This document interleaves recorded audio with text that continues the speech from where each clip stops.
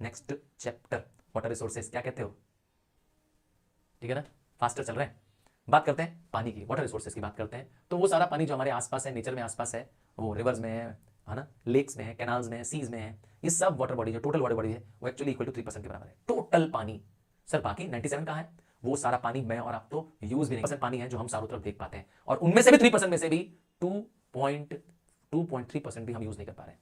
ठीक है, 2.3% हम इसलिए नहीं यूज कर पा रहे हैं क्योंकि ये पानी भी हमारे काम का नहीं है। ठीक है, हाँ ये सॉरी, ये पानी भी क्या है, पोलर आइस कैप्स के रूप में है। तो 97 मतलब फिर से 97% of the water is non drinkable, non use for agriculture. मैंने कहा खारा पानी है, समुद्र का पानी है।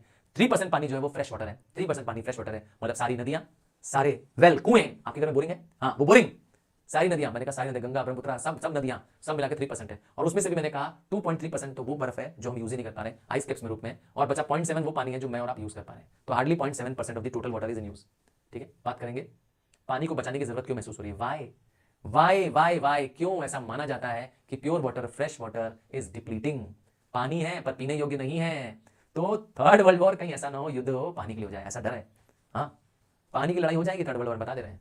पानी एक इंपॉर्टेंट रिसोर्स है, तो exploitation of the underground water बहुत तेजी से हुआ है, इसीलिए पानी की कमी हो गई है। हमने पानी जो जमीन के नीचे था उसको बहुत तेजी से एक्सप्लॉइट कर लिया, खत्म कर दिया है। और क्या हुआ है, ऊपर से जंगल भी खत्म होते जा रहे हैं, जंगल जो कि पानी को क्या करते थे, लौटा देते थे, वो भी खत्म होते जा रहे हैं। और क्या हो रहा है, इरिगेशन की ज्यादा यूज हो रही है, इरिगेशन से 90% पानी यूज हो रहा है, हमारी पॉपुलेशन इंक्रीज हो रही है, पानी की नीड बढ़ रही है। एक इंपॉर्टेंट डायग्राम है, इंपॉर्टेंट क्वेश्चन भी बन रहा है, हो सकता है डायग्राम या क्वेश्चन आ ही जाए।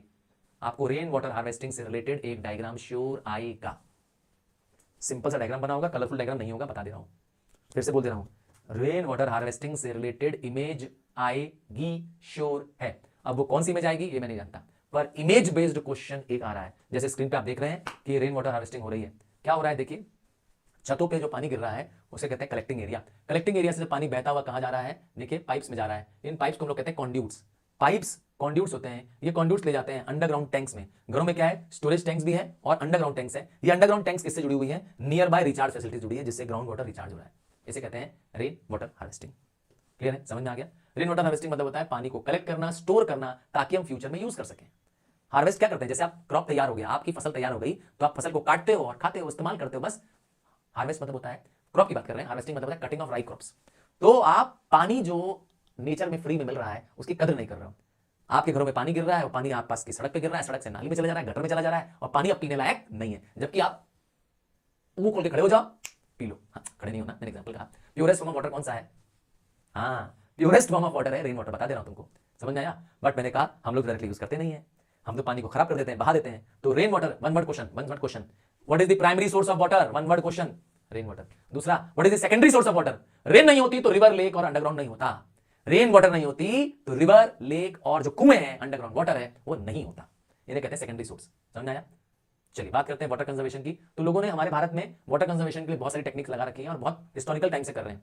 इंडिया में पानी की फ्लडिंग को, एक्सेस वाटर को यूज करने की टेक्निक आज से नहीं है, हिस्टोरिकल टाइम से है। हाँ, हमारे देश में आज से नहीं है, हिस्टोरिकल टाइम से है। मैं कुछ एग्जांपल दे रहा हूं, इसमें वन वर्ड क्वेश्चन बनेगा, वन वर्ड क्वेश्चन एमसीक्यू बनेगा इस चैप्टर से रिलेटेड। वो ये रहेगा कि खत्रियन कुल्स कहां पाए जाते हैं, तो खत्रियन कुल वेस्टर्न हिमालय में पाए जाते हैं। बाउलीज एंड डिगीज कहां पाई जाती है, तो गंजेटिक प्लेन में पाई जाती है। जोहाज कहां पाए जाते हैं, सेंट्रल इंडिया में पाए जाते हैं। जोहाज अभी दिखाने भी जा रहा हूं आपको, ठीक है। और भंडाराज एंड कीरीज कहां पाते हैं, डेक्कन प्लेटो में। सुरंगम वेस्टर्न घाट्स में, कोरंबू ईस्टर्न घाट्स में, एंड जिंग लद्दाख में। ये रहा important diagram 2, diagram based question आएगा फॉर श्योर, ठीक है। देखिए क्या हो रहा है, आप देखिए, ये है जोहाद या खादिन से बोलते हैं। तो जब बारिश पड़ती है, देखिए जब बारिश पड़ती है, जब बारिश का मौसम होता है, तो जो रेन वाटर होता है वो रॉकी ग्राउंड से बहता हुआ, जिसे कहते हैं सॉइल रन ऑफ बन जाता है, क्या सरफेस रन ऑफ बन जाता है। जहां पे रेन वाटर हो रही है वो रॉकी ग्राउंड है, वहां से पानी बहता हुआ चला जाता है एक स्लोपिंग लैंड में, एक लो लाइंग लैंड में चला जाता है। वहां लो लाइंग लैंड में क्या बनाते हैं, खादिन बनाते हैं। खादिन किसका बना होता है, सॉइल का बंड बनाते हैं। It is a wall of soil, क्या सॉइल की वॉल। किसकी वॉल है, सीमेंट की नहीं बनानी है, मड की बनानी है, मट्टी की। ये मड की वॉल है, याद रखिए, सीमेंट की दीवार नहीं है ये। हाँ, ये सीमेंट की नहीं, मट्टी की दीवार है, जो खेतों में मट्टी पाई जाती है उसकी दीवार बना दी गई है। क्या होगा, अब रेन वाटर आएगा, इस लो लाइंग रीजन में यहाँ पानी कलेक्ट हो जाएगा। ये जो मट्टी की दीवार है इसी का नाम खादिन है या बंड इसका नाम है। यहाँ पर जो पानी है वो अंडरग्राउंड चला जाएगा, क्योंकि पानी आगे बह नहीं पाएगा, ये पानी सोख लेगा, और यही पानी जो है सोख लेगा इस नीचे अंडरग्राउंड चैम्बर में, जिसे हम कहते हैं वाटर टेबल में चला जाएगा। अब आपको कहीं शैलो भी अगर डग वेल कर दें, मतलब कम गहरा भी कुआं खोदें, तो पानी पानी पानी। क्या बात करते हो, हाँ, बिना पानी, जल बिन जीवन शून्य है, याद रख लीजिए। जल नहीं तो जीवन नहीं, कई बार कहा था जल ही जीवन है, सही कहते हैं। इमेजिन करके देख लीजिए, आपको पानी ना मिले कुछ घंटों के लिए, हालत खराब हो जाएगी। क्या कहते हो? खाना तो आप भली 4 घंटा 6 घंटा 1 दिन 2 दिन रुक सकते हो, पानी नहीं मिलेगा तो तुम्हारी हालत खराब हो जाएगी। ट्राई करके देखना, मुझे बताना। तो समझ गया ना पानी की कितनी जरूरत है। हमारे देश में पानी कितना पड़ता है? हमारे देश की एनुअल रेनफॉल है 1170, जो कि वर्ल्ड की एनुअल रेनफॉल हमसे बहुत कम है। इसका मतलब हमारे यहाँ पर्याप्त पानी है, फिर भी भारत प्यासा है। क्या कहा मैंने? पर्याप्त पानी है, खूब पानी है, वर्ल्ड के हिसाब से हमारे पास पानी ज्यादा है, फिर भी भारत में पानी की शॉर्टेज है। तो रेन वाटर हार्वेस्टिंग में आपको मैंने कैचमेंट एरिया दिखाया जहां बारिश पड़ती है, पाइप दिखाया, कॉन्ड्यूट दिखाया। आते हैं, बात करते हैं इरिगेशन। यही टॉपिक इस चैप्टर का इंपॉर्टेंट है, इरिगेशन का topic. Irrigation means giving water to the field. तो रेन वाटर हार्वेस्टिंग और इरिगेशन वाले टॉपिक से क्वेश्चन बनेंगे अलग अलग, ध्यान दीजिएगा। इरिगेशन मींस पानी देना, खेतों को पानी देना। 92% ऑफ पानी जो हम खेतों को देते हैं, 92% पानी, बाप रे। अगर देश में 100 लीटर पानी यूज हो रहा है तो उसमें 92 लीटर पानी खेतों में जा रहा है। सोच लीजिए, आपके मेरे घर में क्या 100% अगर देश में पानी है, 100 लीटर पानी पूरे भारत में, तो 92 लीटर पानी कहां जा रहा है? खेतों में जा रहा है। 2% पानी इंडस्ट्री में जा रहा है। 6% पानी आपके मेरे घर में आ रहा है सिर्फ, मतलब 100 में से सिर्फ 6 लीटर पानी आपके मेरे घर में आ रहा है। सारे घर जो जोड़ ले भारत के, सिर्फ 6%। समझ रहे हो? मतलब हमारा मैक्सिमम पानी कहां चला जा रहा है? इरिगेशन में इस्तेमाल जा रहा है। हमारे इरिगेशन की एरिया कितनी है? नेट सोन एरिया कितनी है? 55। नेट सोन एरिया मतलब होता है area which is cropped, an area where crop is done for more than 1 time, उसे कहते हैं नेट सोन एरिया। हमारे देश में पुराने जमाने का भी एग्जांपल दिया, बड़ा अच्छा एग्जांपल दिया। ऐसा नहीं है हमने इरिगेशन और रेन वाटर हार्वेस्टिंग आज सीखा, ना ना ना ना। भारत वैसे भी दुनिया के लिए एग्जांपल है कि हमने हार्वेस्टिंग करना। तो देखिए, 2 बड़े टैंक है चिंगलपुट डिस्ट्रिक्ट ऑफ तमिलनाडु में, और दूसरा है Grand Anicut. These 2 examples prove that India knew rain water preservation and irrigation technique multiple years back, multiple centuries back. तो जरूरत क्या है रेन वाटर की? पानी को बचाने की जरूरत क्या है? तो पानी इसलिए बचाना जरूरी है क्योंकि बारिश का भरोसा नहीं है। दूसरा, भारत में जो क्रॉप है वो रेन डिपेंडेंट है, बहुत सारी क्रॉप है जिनको पानी ज्यादा चाहिए होता है। And last but not the least, rainfall uneven है। ठीक है, कुछ एग्जांपल देता हूं। जैसे क्रॉप है जो HYV सीड्स वाले आजकल क्रॉप लगा रहे हैं। आजकल हमारे यहाँ ना जो क्रॉप आ रही है वो एक स्पेशल वैरायटी आ रही है, इसको कहते हैं HYV। इसको कई बार बोलते हैं मैजिकल सीड्स। ये बहुत तेजी से ग्रो करता है, पर शर्त एक ही है कि इसकी फर्टिलाइजर देना पड़ेगा, पानी देना पड़ेगा। नहीं दोगे पानी तो चौपट। हमारे यहाँ प्रोडक्टिविटी अगर इंक्रीज करनी है तो फिर आपको क्या करना पड़ेगा? इरिगेशन का व्यवस्था करनी पड़ेगी। अब बात करते हैं ओल्ड मेथड्स। इरिगेशन के 2 मेथड हैं, एक पुराने मेथड जिसको हम कन्वेंशनल या ओल्ड मेथड ऑफ इरिगेशन कहते हैं, जैसे कि well, tank and inundation canal, और एक है मॉडर्न मेथड्स, नए मेथड है। उसमें क्या यूज हो रहे हैं? Tube wells, perennial canals and drip irrigation. बात करते हैं वेल की। वेल होल होता है, आपने देखा ही है। वेल में 2 टाइप के होते हैं, एक लाइंड वेल जिसमें चारों तरफ वॉल होती है, और एक अनलाइंड जिसमें वेल पे देखिए ये अनलाइंड वेल है, और ये देखा आपने लाइंड वेल है। दीवार बनी है, लाइंड वेल है। क्लियर है? दोनों में संबंध आ गया। वेल इरिगेशन क्यों फायदेमंद है? क्योंकि वेल इरिगेशन चीप है, सिंपल है, डिपेंडेबल सोर्स है, एंड सबसे इंपॉर्टेंट है पानी इजीली अवेलेबल है। ठीक है। बुराई क्या है वेल इरिगेशन की? पता है? सबसे बड़ी बुराई क्या है वेल इरिगेशन की? कि लॉन्ग टर्म के लिए डिपेंडेंट नहीं है। ठीक है। नेक्स्ट है क्या? वेल इरिगेशन के अलावा और कौन सा पानी यूज करते हैं हम लोग? Persian well.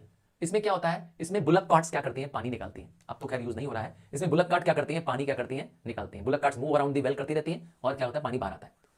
और क्या इसका यूज करते हैं? लिवर सिस्टम, जिसको ढेकली बोलते हैं। ये जरा देखिए तो, लिवर सिस्टम जिसको ढेकली बोलते हैं। इसमें एक लॉन्ग लॉग ऑफ वुड होता है, एक लंबी सी लकड़ी होती है। उस लकड़ी के नीचे क्या होता है? एक बकेट लगाई जाती है। बकेट को क्या करते हैं? नीचे ड्रिप करते हैं, और एक फलक्रम की मदद से पानी ऊपर आ जाता है। उसी तरह से होता है inclined plane system. Inclined plane system का एक स्पेशल नाम है महोत। क्या नाम है? महोत। देखिए इसमें क्या होती है? इसमें एक स्लोपिंग रूफ से क्या होती है? बुलक कार्ट्स को क्या करते हैं? मूव कराते हैं। बुलक कार्ट नीचे से अंडरग्राउंड वाटर पिक करके ऊपर ले आती है, इसे कहते हैं महोत। तो वेल इरिगेशन के फायदे बता दिए, वेल इरिगेशन की बुराई बता दिया। जहां पर क्या हो, रॉकी एरिया हो, वहां वेल इरिगेशन पॉसिबल नहीं है। वेल जल्दी ड्राई अप हो जाते हैं, ये भी प्रॉब्लम है। वेल के आगे आता है ट्यूबवेल। वेल के बाद आता है ट्यूबवेल। अगर एक बहुत बड़ी फील्ड को क्या करना हो, पानी चाहिए हो, तो ट्यूबवेल है। ट्यूबवेल क्या होता है? एक बोर होता है, एक बोर मतलब एक छेद होता है जिसमें बड़ा सा पानी एक साथ बाहर निकाला जाता है। शर्त एक ही है कि इसमें क्या होता है? मशीन लगी होती है ना। तो बोरवेल कैसा होता है? एक बड़ा सा वेल होता है जो धरती के बहुत नीचे तक जाता है, इसे लिफ्ट मेथड भी कहते हैं। वहां फायदेमंद है जहां पर क्रॉप्स बड़ी क्वांटिटी में ग्रो कर रहे हैं, जहां बड़ी क्वांटिटी में क्रॉप ग्रो कर रहे हैं। हमारे यूपी में, यूपी में, पंजाब में, बिहार में बहुत पॉपुलर है ये, बहुत पॉपुलर है। आप ट्रेन से जा रहे होंगे, अगर तुम भी ट्रेन से गए हो तो देखा होगा, चौड़ा सा पानी एक साथ निकलता नजर आता है। डायग्राम देखना चाहते हो? दिखा देते हैं। ये देखिए, खूब सारा पानी एक साथ बहता हुआ नजर आ रहा है। आइए, खास बात क्या मैंने कहा? क्लीन वाटर आता है, लार्ज एरिया को इरिगेट कर सकता है। और बुराई क्या है? कि ग्राउंड वाटर बहुत तेजी से खत्म हो जाएगा, बहुत सारा पानी एक साथ निकल आता है। एक बहुत बड़ी बुराई है कि अक्सर पानी ब्रैकिश भी निकल आता है इसमें से। ब्रैकिश मतलब सॉल्टी पानी, one water which is not fit for the irrigation as well as drinking. न पीने योग्य है और न तो खेतों में लगानी उसे। ये एक्सपेंसिव मेथड है। फिर आता है कैनाल इरिगेशन। कैनाल देखिए कैसा दिखता है, आप जरा देखिए तो इमेज में। कैनाल एक पैसेज ऑफ क्या है? स्ट्रीम बनाई गई है। नदियों का रास्ता काट करके क्या बना दिया? पैसेज बना दिया। इनंडेशन कैनाल एक बहुत ही घटिया कैनाल है, क्योंकि इस कैनाल में आगे से बैरेज नहीं लगाया गया। इसका मतलब जब भी रिवर में फ्लड होगा, या पानी चढ़ के आ जाएगा और पूरे खेतों को फ्लडिंग कर देगा। तो inundation canal is old technique of making canal. समझ आया? इस कैनाल को बनाते समय बैरेज नया डैम नहीं बनाते हैं, बस जैसे ही नदी में एक्सेस पानी होगा इसके में पानी चला आएगा। तो नदी की फ्लडिंग को तो कम करेगा, पर मैंने कहा खेतों की फ्लडिंग को बढ़ा देगा। इससे बेटर है मॉडर्न टेक्निक, ये मॉडर्न टेक्निक पेरिनियल कैनाल। इसमें साल भर पानी होता है। इस कैनाल को बनाते समय क्या करते हैं, एक डैम, एक वॉल बनाते हैं। जब नदी के पानी की हमें जरूरत है, बस डैम की वॉल ऊपर खींच देते हैं, नदी का पानी क्या होता है, कैनाल में आ जाता है। बस सबसे आसान टेक्निक है, जितना पानी चाहिए उतना डैम खोलो, ठीक है। इसे कहते हैं क्या, पेरिनियल। पेरिनियल मतलब होता है canal which provides water through out the year. 365 दिन इसके अंदर पानी है। इन तो मध्य प्रदेश, आंध्र प्रदेश, तमिलनाडु, इन सब जगहों पे, सॉरी तमिलनाडु मैंने कहा, राजस्थान का, जम्मू कश्मीर जगह है। क्या खास बात है कैनाल में, खास बात क्या है कैनाल का, कि मैंने कहा डिपेंडेबल सोर्स है, ठीक है। खास करके एरिड एरियाज, राजस्थान जो कभी सूखा माना जाता था, वहां भी लहलहाते खेत आ गए हैं कैनाल इरिगेशन की वजह से। हाँ मैं सच कह रहा हूँ, कैनाल ना होता तो राजस्थान की बहुत बुरी हालत होती। और तो और कैनाल्स की वजह से पंजाब हरियाणा को ग्रेनरी ऑफ इंडिया बोला गया है। ग्रेनरी मतलब अनाज का कटोरा बन गया है। अब फूड की कमी नहीं है हमारे देश में। बुराई है कि कैनाल इरिगेशन की वजह से वाटर लॉगिंग हो जाती है, एक्सेस ऑफ पानी चला जाता है। पानी जब बहुत ज्यादा चला जाता है तो वहां पर सिल्टेशन हो जाती है, सॉइल कल्टिवेबल नहीं रहती है, स्वैम्प बन जाता है। और बुराई है कि सॉइल की वाटर होल्डिंग कैपेसिटी भी खराब हो जाती है। टैंक, टैंक क्या है, एक तरह का अंडरग्राउंड या नॉट अंडरग्राउंड, एक्चुअली एक पोर्शन ऑफ द लैंड है which is deep rocky from the underground and water gets poured into it. एक बड़ा सा गहरा सा गड्ढा जिसमें पानी आगे भर जाए और वो पानी नीचे न जाए, उसे कहते हैं टैंक। समझ के, नेचुरल बात कर रहे हैं, ठीक है। तो ज्यादातर ये साउथ इंडिया में है। क्यों सर, नॉर्थ में क्यों नहीं है? क्योंकि हमारे यहाँ नॉर्थ में, जैसे मैं यूपी में हूँ, नॉर्थ में मतलब यूपी में, पंजाब में, हरियाणा में, बिहार में, यहाँ पर सॉइल जो पूरा सॉइल है, मतलब यहाँ पानी होगा तो नीचे चला जाएगा, तो यहाँ पर टैंक इरिगेशन काम नहीं आती है। पर साउथ में जाओगे तो पूरा साउथ डेक्कन प्लेटो से भरा हुआ है। हाँ पूरा साउथ, मतलब मध्य प्रदेश के नीचे जाओ तो आप देखेंगे कि आंध्र प्रदेश, तमिलनाडु, उन सब जगहों पे क्या डेक्कन रीजन है, प्लेटो वाला रीजन है पूरा, समझ गए ना। तो वहाँ पे क्या है, पोरस रॉक है, तो वहाँ पर जहाँ पे गैप बना हुआ है थोड़ा सा, बस वहाँ पे पानी जमा हो जा रहा है, ठीक है। हम इसे कहते हैं क्या, टैंक इरिगेशन। पेनिनसुलर इंडिया में ज्यादा है क्योंकि वहाँ पर स्नोफेड रिवर्स नहीं है, वहाँ ये बहुत फायदेमंद है, ठीक है। यहाँ पर पानी मैंने कहा बड़े आराम से मिल जाता है। टैंक इरिगेशन की अच्छाई क्या है, बड़ी एरिया को खेती कर सकते हैं, एंड सबसे इंपॉर्टेंट है इजी है। इजी है बस जहाँ पे क्या हो, अनइवन रॉकी ग्राउंड हो, क्या हो, अनइवन रॉकी ग्राउंड हो, पथरीला पथरीला इलाका हो, वहां पे होगा। नीचे क्या होना चाहिए, नॉन पोरस रॉक होना चाहिए। क्या नॉन पोरस रॉक में तो पानी नीचे चला जाएगा। बात समझ आ गई। बुराई क्या टैंक इरिगेशन की, जल्दी ये सिल्टिंग हो जाती है, अर्थात आसपास का पानी जब बैक इसमें चलाता है तो उसमें सिल्ट आ जाती है, काई जम जाती है, बेकार हो जाता है। और क्या होता है, जब मानसून फेल कर जाता है तो टैंक भी फेल कर जाती है। इसका मतलब है tank irrigation is not very useful. क्यों? क्योंकि टैंक डिपेंड करती है बारिश पर, बारिश आएगी तो टैंक पर रहेगा, तो जब आपका ड्राई सीजन है तो नहीं काम आएगा। अब बात करेंगे ओल्ड मेथड्स की। मैंने बताई थी ओल्ड मेथड्स में बहुत बुराई थी, पानी वेस्टेज बहुत होता है। अब हमने यूज किया मॉडर्न मेथड्स, फरो मेथड।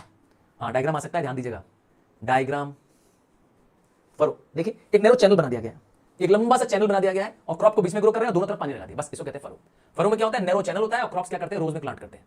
इसके बाद स्प्रे, इसमें क्या होता है, एक बड़ा सा पाइप होता है, उस पाइप के एंड में क्या लगा होता है, एक स्प्रे गन लगी होती है। क्या चीज, स्प्रे गन। आप सफाई करने में यूज करते हैं कई बार स्प्रे गन, ठीक है। और आता है सबसे वर्ल्ड का सबसे बेस्ट टेक्निक, ड्रिप इरिगेशन, सबसे दी बेस्ट। इसमें क्या होता है, एक नैरो सा पाइप है, ये pipe roots of the plant के पास में क्या है, डायरेक्ट पानी देता है। It provides water directly to the roots. सबसे बेस्ट मोस्ट एफिशिएंट क्या है, वाटरिंग सिस्टम है। तो यहाँ पे क्या है, जहां पे ये पाइप है, जो ये देख रहे हैं, ट्री का जहां रूट्स है, ट्री का जहां रूट्स है, वहीं पे क्या हो रहा है, पाइप में से वाटर निकलता है। So it provides water directly to the root of the plant, तो इसलिए पानी का वेस्टेज नहीं होता है। मोस्ट एफिशिएंट सिस्टम है, ठीक है, नाम है ड्रिप, मोस्ट मॉडर्न। और एक स्प्रिंकलर सिस्टम है, आजकल ये भी बड़ा चल रहा है, पर मैंने कहा स्प्रिंकलर सिस्टम को एक स्पेशल नाम दिया गया, ओवरहेड इरिगेशन, क्योंकि पानी ऊपर से फेंका जा रहा है, ठीक है। स्प्रिंकलर क्या करता है, अपने आप ही रोटेट करता रहता है और पानी तेजी से क्या करता है, ऊपर फेंकता है। इसमें पानी का लॉस बहुत होता है और बहुत पानी यूज होता है इसमें।